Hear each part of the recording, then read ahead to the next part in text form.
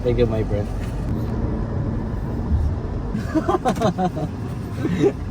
Okay, brother, thank you. I love you. Just my... All is good! Grabe, how many years bago tayo makapag-post ulit? Medyo humina lang talaga kalakaran natin ngayon at madalas mahina ang utak ko. Kamusta na mga bossmate? Andito na ba ang iba sa Dubai? Isang maligayang pagbati para sa'yo. Goods yan! At wish ko makahanap ka agad ng trabaho kung saan ka masaya. Cheers, mate! Kung kararating mo lang at malayo pa bago ma-expired ang tourist visa mo, kung ako sa'yo, enjoyin mo muna ang bansa na to. Ikutin mo gat may pagkakataon. Dahil pag dumating na yung trabaho para sa'yo, hanap-hanapin mo ang pahinga. Kung sakali naman andyan ang job mo, at wala nang time para gumala, push mo na yan dahil pumunta ka talaga dito para sa mindset mo. Magkakaroon ka pa rin ng oras para gumala. Big shoutout nga pala kay Captain Dinil na nakasabay natin papuntang harbor.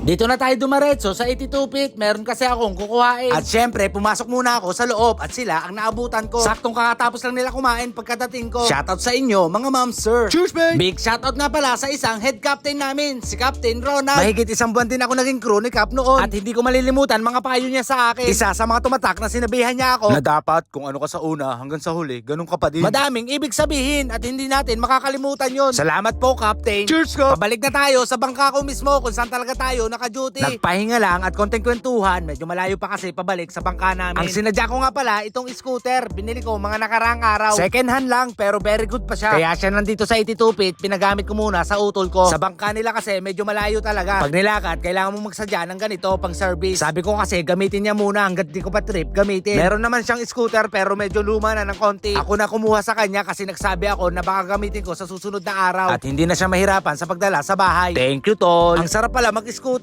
Matagal ko na talaga planong bumili ng ganito. Pero pinag-iisipan ko talaga na mabuti kasi malapit lang yung bangka namin. Hindi katulad sa kapatid ko. Kaso may nakalok sa akin, tropa din. Sa bangka siya nagwo-work, ibang company siya. May ibebenta daw siya na scooter at ito nga yung ginagamit ko ngayon. Sabi ko, ba't mo binebenta, te? Ang bilis mo naman manawa. Sabi niya, sumemplang daw siya gamit itong dala ko. Tapos na-trauma daw talaga siya. Dahil nga gusto ko talaga magka-scooter at nakikita ko na noon sa kanya ito. Sinabihan ko agad siya na dalhin niya bukas. At pag nagustuhan ko talaga, game tayo. May video nga pala ako kung paano ko siya nabili. Tara't balikan natin ang mga nakaraan. Ito ba yung binibenta mo, te? Oo. Ang ganda pa, bago pa. Ito pa lang yan, 3 months. Bali 6 months siya. Nakita ko to. Ito ba yung nagpa-picture ako? Oo. Yung sa cellphone mo? Oo. Ayos ah. Magkano binili mo dito ng original price? 1,200. Try natin mga bossmate.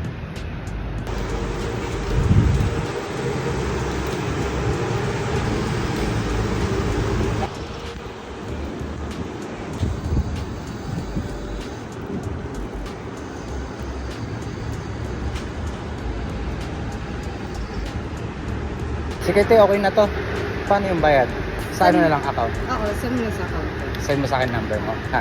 Sige te, salamat te ha. Kamsamida. Cheers mate. Cheers, mate. Nakuha na natin yung item. Ano pa siya, sariwa pa, ang ganda niya, promise. Bago pa lang. 3 months, 2 months pa lang yata niya nagamit daw, sabi. Shoutout nga pala sa'yo, Ate Eden. Panigurado, magagamit ko ito pang service or may gusto akong puntahan. Plano ko kasi mag-fishing, tas ito gamitin ko pang service. Pero syempre, pag winter na, dun kasi marami ang isda. Bali, andito na nga pala tayo sa bangka ko. Yes! Syempre, kadalasan bago tayo pumasok, anong yung ginagawa natin? Magbabasa tayo. Meron nga pala kaming biyahe mamayang gabi, 2 hours trip. 9 PM to 11 PM. Mahaba pa yung oras natin para makapagpahinga. Para mamaya pagtapos ito, relax na lang tayo. Cheers mate! Pero hindi talaga natin inaasahan na may mga bagay talaga na mabibigyan tayo ng additional booking. Hindi ko na natapos ang paglilinis ko kasi ang biyahe natin, pick and drop. Doon kasi natin susunduin ang guest sa Royal Mirage. Shoutout nga pala sa kapitan ko ngayon, si Captain Luis. Ako pinag-pull out ni Cap kahit kabato tayo ng konti kasi malakas ang hangin ngayon. May biyahe din pala ang ibang bangka, 50 feet, sim company namin. Shoutout sa'yo, Sir Oliver. Sure win na yan. Paparking na tayo ng Royal Mirage. Dito natin inaantay ang mga mahal nating guest. Napakahusay ni Aimee. Ang galing na niya magtali. Cheers sa'yo, Aimee. Yes! Andito na tayo sa RM. Wait na tayo ng guest. Cheers mate! Pagkasampa ng guest natin, picturean na yan. 2 hours trip lang ang meron sila. Isang pamilya at mga dayo. Nakakatuwa lang pag nagugustuhan nila, makakuha natin. Super appreciate talaga. Minsan, nasa ganda rin ng panahon ang pagkuha ng magandang picture. Hindi na nga pala tayo dumaan ang Burj saka Atlantis kasi malakas ang alon ngayon. Dito na natin inubos ang oras nila sa Marina Canal hanggang sa... Naka-parking na tayo ngayon naman. Next booking na tayo. 9 to 11 PM. Cheers mate! Ngayon, susunduin na namin ni Cap ang guest. Second trip. Isa lang to. Party! Ayun na, Cap, nakita ko na. Bumiyahe pa kasi tayo pabalik. Akala namin kami na ang late para sunduin sila. Ang nangyari, sila pa ang late. Mahigit 30 minutes. Kinausap si Cap ng isa sa mga kasamahan nila. Ibalik pa rin daw sila sa saktong 11 sa parkingan. Kahit wag na daw buuin ng 2 oras kasi may mga lakad pa daw sila. Halos lahat mga nasa unahan at nagsasayawan.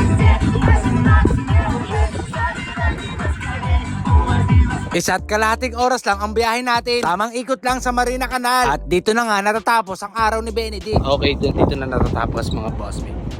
Sulit ang araw natin ngayon. Madaming kaganapan. Bukas ulit tayo mga bossmate. May biyahe kami bukas. Sure ko agad pag nabuo. Naka-service nga pala tayo. At shoutout sa'yo, Sir Randy. Shoutout din sa mga new followers ko at sa walang sawang pagsubaybay sa akin. Thank you, sir.